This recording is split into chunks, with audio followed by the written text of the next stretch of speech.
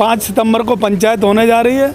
उत्तर प्रदेश की और देश की दिशा तय होगी वहाँ से कि किसान जो संयुक्त मोर्चा है वो फैसला लेने वाला है।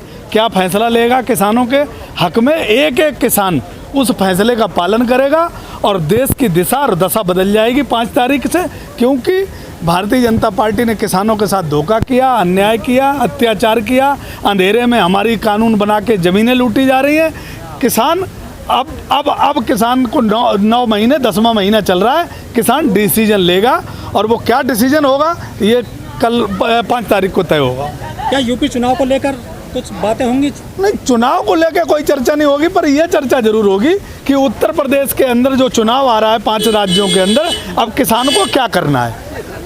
किसान अपने ज़िलों पे, अपनी विधानसभाओं में, अपनी मुख्यालयों पे प्रदर्शन करेगा, अपनी ज़मीन बचाने के लिए किसान भाइयों को जगाएगा। जो किसान भाई सो रहे हैं और जो किसान भाई घर में बैठे हैं उनको कहा जाएगा कि ज़मीन हमारी और आपकी जा रही है। किसान वो भी समझाएगा जो शहरों में लोग बैठे हैं और जिनको अनलिमिटेड भंडारण के नाम से रोटियां बांटी जाएंगी, तो किसान ये सब चीज़ें अब समझाएगा। क्योंकि बहुत बड़ी जिम्मेदारी कंधे पर किसानों के आ गई है। देश में आंदोलन अब चल रहा है और किसान इस दिशा को बदलेगा। यही किसान की अब रणनीति रह गई। अगर हमारी ज़मीनें आज़ाद नहीं हम करा पाए तो ये पूरा देश गुलाम हो जाएगा। इस देश की एक एक सरकारी संस्था गुलाम हो जाएगी। इस देश में कुछ भी नहीं बचेगा। यहाँ तक कि किसान को रोटी जितनी ये देंगे उतनी रोटी खाएगा। आप कह रहे हैं कि संस्था बिक जाएंगी।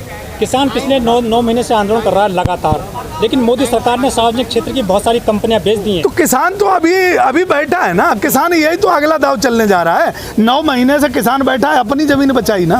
अब हमारी जमीन का रोक लग गई ना, इसकी कानून अब नहीं हुई ना अभी लागू, तो ये किसान की जीत है। और जो रही जिनको तुम बात कर रहे हो, जब ये सरकार जब हटा देंगे तो दूसरी सरकार से हमें हो सकता उसके से भी लड़ना पड़े। ये जो संस्थाएं बिक रही हैं इसके लिए हमें तैयार रहना पड़ेगा कि जहां जैसा है वैसा ही करे। उद्योगपति हमारे देश में कब्जा नहीं करेंगे। हमारे लोकतंत्र पर कोई अडानी और अंबानी कब्जा नहीं करेगा। हमारे जो लोकतंत्र पे हमारे संविधान का कब्जा रहेगा, लोगों को कब्जा रहेगा। और ये किसान हमेशा से सदियों से लड़ाई लड़ता चला आ रहा है और ये अब की बार किसान जाग गया है, तो इस देश का उद्धार होने वाला है। ये मैं बता रहा हूँ। सत्ता में आके इन्होंने लूट के हमारा वोट और जो उद्योगपतियों ने हमारे देश पर कब्जा कर लिया है, ये कब्जा सिर्फ किसान छुटा सकता है, इस देश का अन्नदाता छुटा सकता है। और बिल्कुल सही दिशा में लड़ाई लड़ रहा है। 5 तारीख को इसका फैसला होगा। जिसको जो जिम्मेदारी दी जाएगी एक एक किसान को वो जिम्मेदारी अपनी निभाएगा और अपने घर से और अपने आखिरी दम तक उस जिम्मेदारी में सफलता पाएगा और भारतीय जनता पार्टी को उत्तर प्रदेश और देश से धूल चटाएगा। ये सभी का संकल्प है। लेकिन 2022 में तो किसानों की आय दोगुना हो जाएगी, सरकार खुद कहती है। तो दुगुना हो तो रही आय, यही तो दुगुना हो रही है। जमीन हमारी चली गई। डीएम जिस एसडीएम के ऊपर जो लोग बात कर रहे हैं कि ये डीएम तुम्हें फैसले सुनाएंगे, वो डीएम हमारे सर फोड़ने के फैसले सुना रहे हैं। यही तो डबल कर रहे हैं। और क्या 2022 आने वाला है, हमारी जमीन हमें 200 रुपए में हमारी जिंदगी ये मोहताज करना चाहते हैं। हम अडानी अंबानी के गुलाम बन के रहेंगे चाय बागानों की तरह। ये डबल आए तो इनकी नज़र में तो यही डबल आए। 2 करोड़ रोजगार का वादा किया था, वो हमारे 2 करोड़ रोजगार ले लिए। हमसे कहा था कि तुम्हारी डबल आय कर देंगे, जमीनें हमारी ले ली। हमसे ये कहा था हवाई चप्पल वालों को हवाई जहाज पर बिठा देंगे, हमारी हवाई चप्पल भी छीन ली। इनने ऐसा कौन सा काम किया जो कहा उसका उल्टा नहीं किया, सब कुछ उल्टा किया। उत्तर प्रदेश के अंदर लोन व्यवस्था इतनी बढ़िया करने वाले थे, कानून व्यवस्था, आज बेटियों की आबरू लूटी जा रही है, इज्जत तार तार हो रही है, किसान मारा जा रहा है, आपस में लड़ाए जा रहे हैं। यही सरकार का फंटा है और ये सरकार सब किसान फेल करेगा। इनका कोई फंटा चलने वाला नहीं है। ये हमें आपस में लड़ाने का जो इनका सिलसिला जारी था,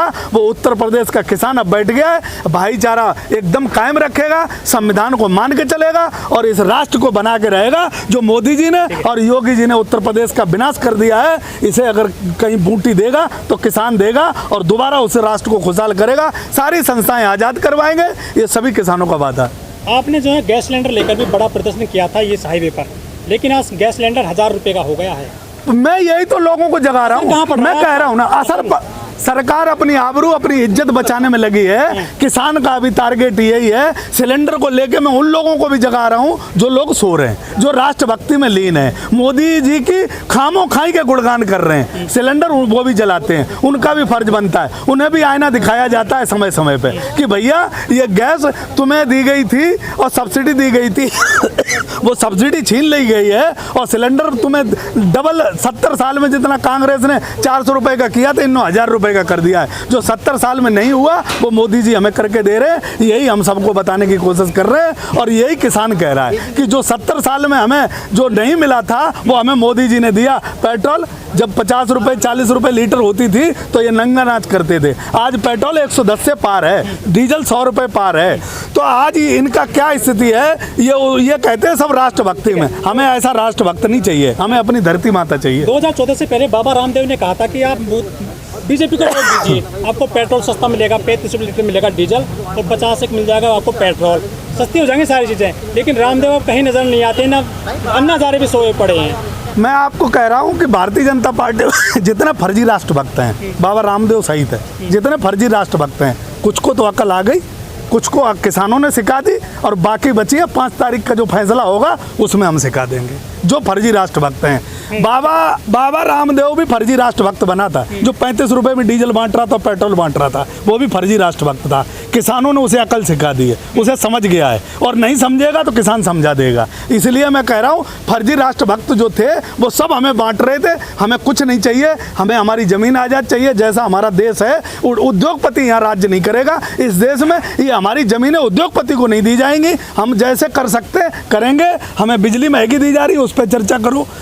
हमारे साथ जो यूरिया खाद चुराई जा रही है उस पर चर्चा करो। जो किसानों की सब्सिडी सिलेंडर में दी जा रही थी उस पर चर्चा करो। पर जमीन काले कानूनों पे चर्चा नहीं होगी। चर्चा होगी तो यही होगी कि काले कानून खत्म होंगे, जो किसान कह रहा है वही होगा। लेकिन जिस तरह से पंजाब में लाठीचार्ज हुआ है, पंचायत होने वाली 5 सितंबर को लाखों किसान पहुंचेंगे मुजफ्फरनगर में, क्या गारंटी है कि वहाँ कुछ आशंका मतलब गड़बड़ी हो सकती है? हम सब देखो, हम ये पहले दिन से कह रहे हैं, संयुक्त मोर्चा सहित एक किसान कह रहा है कि हम हिंसा नहीं करेंगे। पुलिस को और सरकार को जो करना है करे। सरकार ने अभी लठ बजाया, एक किसान हमारा मार दिया। अभी भी मुजफ्फरनगर हम शांतिपूर्वक सब किसान जा रहे हैं और अपने डंडे और झंडे के साथ जा रहे हैं। हम अपने राष्ट्र को और अपने आंदोलन को जो संविधान ने हमें अधिकार दिए उसके तहत जा रहे हैं। अपनी पंचायत करेंगे। सरकार अगर मारना चाहती है तो अपनी तोपें लगा दे, अब जो करना चाहती है। 26 तारीख को ट्रैक्टर लेकर गए थे आप दिल्ली में, वहाँ पे आपने कहा था कि वहाँ असामाजिक तत्व घुस गए थे, इसलिए गड़बड़ी वहाँ हुई थी, झंडा करा दिया गया था। क्या गारंटी है कि अब वो नहीं घुस पाएंगे? और ने उस टाइम भी धोखा किया था, सब किसानों के साथ धोखा किया था। रूट कोई और था, दे दिया था कोई और सरकार आज भी अगर धोखा करेगी, हमारे मुजफ्फरनगर जाने की बजाय हमें बुलंदशहर भेजेगी तो क्या होगा फिर? अगर ऐसी कुछ आशंका, मैं कह रहा हूँ ना, सरकार कुछ भी कर सकती है, लेकिन हम सरकार से झगड़ा नहीं करेंगे, लड़ेंगे नहीं, लेकिन हम अपनी रास्ता पे जाएंगे और हमें कोई नहीं रोक सकता। हम सब अपनी रास्ता पे जाएंगे और हमें मुजफ्फरनगर पहुंचना है और हमें अपनी रैली को सफल बनाना है। संयुक्त मोर्चा जो आदेश देगा वहां से वो हमें आदेश मानना है सब किसानों को। ये हमारा सबका फैसला है। 2022 में चुनाव आ रहे हैं 5 राज्यों में, इस रैली का क्या असर पड़ेगा चुनावों पर? ये तो भारतीय जनता पार्टी समझे और जो पार्टियां चुनाव लड़ रही हैं वो समझे। हम ये समझ रहे हैं कि हमारी जो भी कानून वापसी करनी है इनको सरकार को, वो वापस होंगी। हम इतना समझते हैं। जो काले कानून किसान नहीं मांग रहा था, अब तक ड्राफ्ट भी नहीं सही से समझ पाई सरकार, और सरकार के जो बैठे हुए कृषि मंत्री हैं और प्रधानमंत्री हैं उन्होंने उस ड्राफ्ट को भी सही नहीं पढ़ा। अडानी अंबानी के ऑफिस से ड्राफ्ट आ गया और सीधा कोरोना काल में पार्लियामेंट में पास कर दिया गया। वो हमें नहीं चाहिए, नहीं चाहिए, नहीं चाहिए, चाहे जितनी बार कब्बा लो। सरकार यहाँ हमें 24 तक बिठा लो, चाहे आगे और 2028 तक बिठा लो, हम यहाँ से उठने वाले नहीं हैं। क्योंकि ये कानून इन्होंने बनाई है और जमीनें किसान की हैं, इनके बाप की नहीं है। किसी ने हमें दान में नहीं दी, हमारे पूर्वजों से हमें जमीन मिली है और उस जमीन में हमारा सबका खून पसीना लगा है। उन जमीनों को हम नहीं जाने देंगे। रेलवे चला गया, ताजमहल चला गया, लाल किला चला गया, LIC चली गई, ONGC चली गई, बचा क्या देश में? सब कुछ चला गया, लेकिन ये जमीनें हम नहीं जाने देंगे, चाहे हमें किसी भी हद तक गुजरना पड़े। ये प्रधानमंत्री रहे न रहे, ये जो सत्ता में बैठे हैं लोग, ये रहे न रहे, पर हमारी जमीन रहेगी। ये हम सबको कॉन्फिडेंस तगड़ा वाला है। बहुत सारे लोग ये कहते हैं कि आज बेशक महंगाई है, पेट्रोल डीजल से कुछ महंगा है, देश जो है संस्थाएं बिक रही हैं सरकारी, लेकिन देश आज मजबूत हाथों में है। आज दुनिया में डंका बजता है मोदी जी का। कहाँ से मजबूत हाथों में? तुम्हें लगता है कहीं से मजबूत? चाइना 200 किलोमीटर अंदर घुसा बैठा है, छोटा सा नेपाल वो हमें आंखें दिखा रहा है। तालिबान पे तुम रोज गाना गा रहे थे, तालिबान के साथ तुम समझौता कर रहे हो। बांग्लादेश तुमसे बात करने को तैयार नहीं, श्रीलंका तुम्हें आंखें दिखा रहा है। प्रधानमंत्री हमारा पूरी दुनिया में डंका बजाता रहा कि हमारा देश में राष्ट्र मजबूत हो रहा है, राष्ट्र मजबूत हो रहा है। जब देश में मुसीबत थी तब राष्ट्र की किसने मदद कर दी थी? ये देश किसानों से और जवानों से बना है। इसी देश का जब मुसीबत में आया है इन्होंने भला किया है। प्रधानमंत्री ने 6-7 साल के अंदर प्रोपेगेंडा खड़ा किया है, झूठ की दीवार उठाई है, और जब ट्रंप आता है तो गुजरात में दीवार उठानी पड़ती है। इस प्रधानमंत्री ने अपने किसान को और अपने देश को झूठ के अलावा दूसरी चीज कोई नहीं दी। हमें नहीं लगता कहीं से, अगर चाइना में हमारे 45 जवान चाइना के सरहद पर खत्म हुए थे, इनकी फटी तो इनने 20 जवान बताए। क्यों बताए भाई? तुम क्यों डरते हो? पुलवामा करवाया था, उसकी आज दिन तक जांच नहीं हुई। क्यों नहीं हुई? 56 इंच के सीने वाले हो तुम। वहाँ जो ले ली है आतंकवादी संगठन ने, जैसे मोहम्मद, हो गया, काम खत्म हो गया। कल को हमारे यहाँ दूसरा अटैक कर जाएगा, वो जिम्मेदारी ले लेगा। तो ये प्रधानमंत्री कहीं से कहीं तक किसी भी चीज में सक्सेस नहीं है। इस प्रधानमंत्री ने किसानों के साथ अन्याय किया, नौजवानों के साथ अन्याय किया। चुनाव आने वाले हैं 2022 में, उत्तराखंड में, यूपी में सहित 5 राज्यों में। जो यूपी की खासतौर पर पार्टियां हैं वो ब्राह्मण सम्मेलन कर रही हैं, लेकिन किसानों की तरफ कोई नहीं देख रहा है। क्या किसानों के वोट नहीं चाहिए? पूरी दुनिया में सबसे ज्यादा वोट हैं किसानों के हमारे देश में। हमें जरूरत ही नहीं है किसी भी पार्टी की, हमें जरूरत नहीं। हाँ, सरकार हम बना लेंगे जब हमें लगेगा कि कौन आदमी ठीक है। इनके घोषणा पत्र आएंगे। भारतीय जनता पार्टी का संकल्प पत्र आया था, उस संकल्प पत्र अगर भारतीय जनता पार्टी को याद दिलाते हैं तो सारे आग बबूला हो जाते हैं। कोई संकल्प पत्र पे बात करने को तैयार नहीं। इन्होंने ये कहा था कि स्मार्ट पुलिस देंगे, 14 दिन में गन्ने का पेमेंट देंगे, हम आपकी डबल आय कर देंगे, 2022 तक हम सबको छत मकान दे देंगे, 2 करोड़ रोजगार दे देंगे। भारतीय जनता पार्टी को संकल्प पत्र दिखाते हैं तो भारतीय जनता पार्टी पुलिस बुला के हमें जेल में बंद करने को तैयार हो जाती है।